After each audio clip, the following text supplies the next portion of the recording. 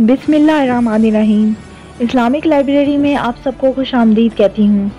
Video देखने से पहले मेरे चैनल को सब्सक्राइब कर लें और बेल आइकॉन को क्लिक कर दें ताकि मेरी आने वाली वीडियोस का नोटिफिकेशन आपको वक्त पर मिलता रहे। आज का मेरा मौजू है रमज़ान का आखिरी अशरा, एतकाफ़ और शब कदर की फजीलत। शब कदर 21, 23, 25, 27 और 29 में से एक रात होती है। अक्सर लोगों का ये ख्याल है कि शब कदर सिर्फ 27वीं रात को ही होती है और हमारे पाकिस्तान में भी ज़्यादातर लोग 27वीं की रात को जाग रहे होते हैं। हमारे प्यारे नबी सल्लल्लाहु अलैहि वसल्लम फरमाते हैं कि शब कदर 5 रातों में घूमती है। आप 5 रातों में जाग लो तो आपको शब कदर मिल गई। आप सल्लल्लाहु अलैहि वसल्लम ने फरमाया, बनी इसराइल में 4 अंबिया या 4 मुजाहिदीन ने 80 साल अल्लाह के रास्ते में जिहाद किया। तो सहाबा कहने लगे, या रसूल अल्लाह, हमारी तो उम्रें भी 80 साल नहीं होती, तो हम उनके बराबर कैसे होंगे? अभी उनका सवाल बाकी है और मजलिस हो रही है कि जिब्रील अलैहिस्सलाम आ गए और फरमाया, या रसूल अल्लाह सल्लल्लाहु अलैहि वसल्लम, बिशारत दें अपनी उम्मत को, इन्ना अंज़लनाहु फी लैलतिल क़द्र, यानी आपकी उम्मत 27वीं की रात को जाग ले तो 80 साल से ज़्यादा अजर लिख दिया जाएगा। 80 साल के बराबर नहीं कहा बल्कि 80 साल से ज़्यादा, इसलिए 5 रातें ज़रूर जाग लें। शब कदर में जिब्राइल उतरते हैं, फरिश्ते उतरते हैं, सारी जगह फैल जाते हैं और जो लोग दुआ कर रहे होते हैं उनकी बात पर आमीन कहते हैं।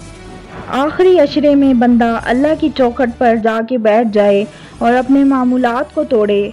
ये जो हमारे मामलात होते हैं ये भी गफलत पैदा कर देते हैं। 27वीं की रात ऐसे मनाई जाती है जैसे यही शब कदर है। अल्लाह के महबूब हज़रत मोहम्मद सल्लल्लाहु अलैहि वसल्लम तशरीफ़ ला रहे थे शब कदर बताने के लिए। 2 आदमी आपस में लड़ रहे थे। आप सल्लल्लाहु अलैहि वसल्लम ने फरमाया, मैं आया था तुम्हें शब कदर का बताने के लिए, लेकिन तुम्हारी लड़ाई की वजह से अल्लाह ने मुझे भुला दिया है, लिहाजा अब तुम उसे 5 रातों में तलाश करो। और ये अल्लाह का बहुत करम हुआ कि अल्लाह ने उसे उसमें गुम कर दिया। अल्लाह ने अपने नबी के तुफैल शब कदर को 5 रातों में घुमा दिया।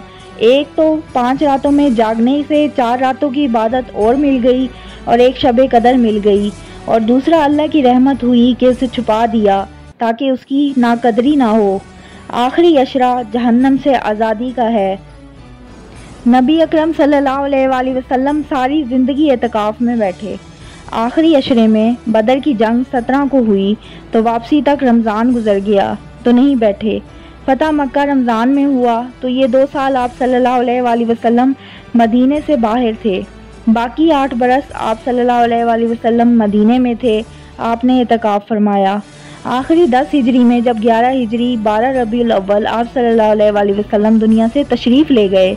10 हिजरी आप सल्लल्लाहु अलैहि वसल्लम ने 20 दिन का एतकाफ़ फरमाया और हज़रत जिब्राईल अलैहिस्सलाम के साथ कुरान का दौर 2 दफ़ा फरमाया।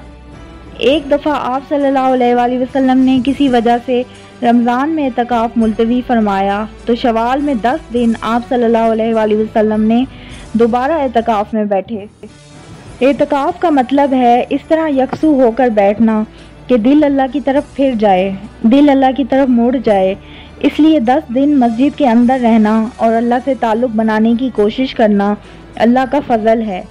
हमारे मुल्क में पूरी दुनिया में लोग बहुत शौक़ से एतकाफ़ बैठते हैं। एतकाफ़ का मतलब है खलवत में अल्लाह से ताल्लुक़ बनाना। एक दिन का एतकाफ़ जहन्नुम से 3 खंदक दूरी है और 1 खंदक का फासला ज़मीन आसमान के बराबर है। तो ये थी मेरी आज की वीडियो। उम्मीद करती हूँ आपको ये वीडियो बहुत पसंद आई होगी। मेरी दुआ है कि अल्लाह ताला रमज़ान शरीफ के इस आखिरी अशरे में हमें ज़्यादा से ज़्यादा बरकतें समेटने की तौफीक दे और हमें जहन्नुम से निजात दे। आमीन सुम आमीन। अगर आपको मेरी वीडियो पसंद आई है तो प्लीज़ लाइक करें, सब्सक्राइब करें और शेयर करें।